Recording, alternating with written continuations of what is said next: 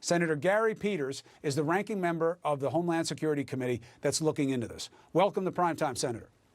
Great to be with you, Chris. Thank you. What is the strength of your case at this point? Well, right now, it's an investigation. We want to look into what we're hearing. Certainly, I'm hearing from constituents across the state of Michigan that are saying over the last few weeks in particular, they've just seen the mail delivery delayed. They're waiting longer for very important mail. You mentioned some of that from our letter. We've got senior citizens who need drugs that are delivered via the mail and are very concerned because they're not getting them on time, as they always have. They get Social Security checks.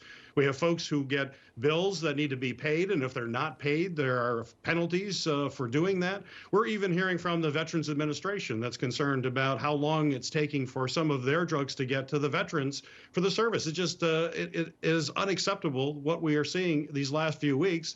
And now it seems to be correlated, as you mentioned, to some policy changes brought about by the new Postmaster General, who was appointed by President Trump.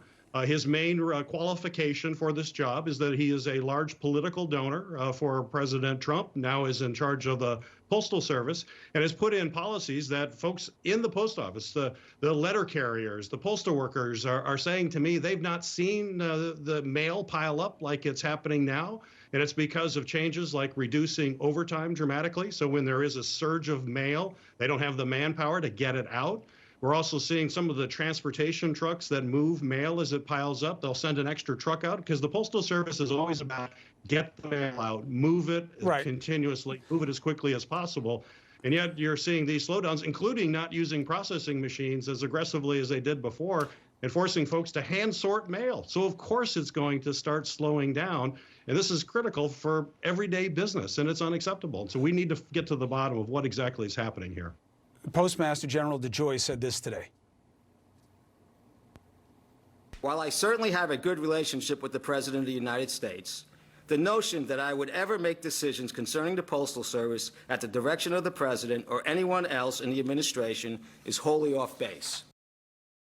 Do you believe that? And is there a better explanation than the one you're offering? Inefficiencies, that he asked for money and you didn't give it to them, that this is just about making cuts in tough times? Well, certainly the Postal Service has a real strain, as all businesses do right now with coronavirus. That's why in the CARES Act, we appropriated a $10 billion line of credit to help the Postal Service get through this.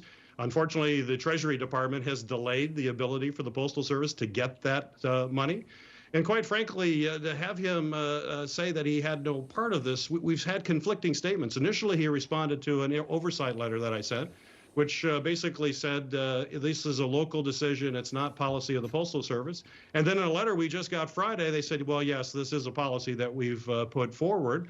But the questions that weren't answered and the questions that we asked were, well, did you actually study whether or not these changes would have any impact on the reliability of mail delivery or slow down the process? And what sort of oversight do you have to, if this isn't working, that you can immediately change to the types of standards that we saw previously? And they're silent. They're silent, which is why we need to get answers to these questions. You mentioned vote by mail. If it's slowing down now for everyday business, when you get a surge of ballots, as we just saw in Michigan with record numbers of absentee ballots cast during our primary, and it's going to get even bigger in the general election, we have to make sure we get this right. And the Postal Service has the capability to do that. The men and women who work in the post office are an amazing folks who work hard. They're committed people.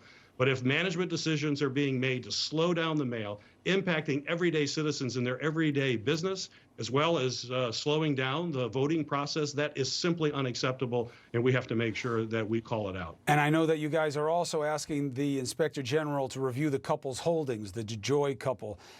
You believe that they have between $30 and $75 million in assets in USPS competitors or contractors, according to their financial disclosure forms. Concern?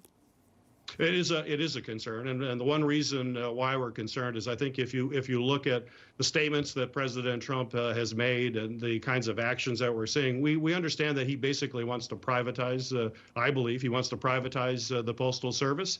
He doesn't want it to operate as it's doing right now. So that raises another long list of questions that we need to ask. Senator Peters, we'll stay on this, and you are welcomed here to use the platform to argue the case for what you find. Thank you so much. All right, appreciate it.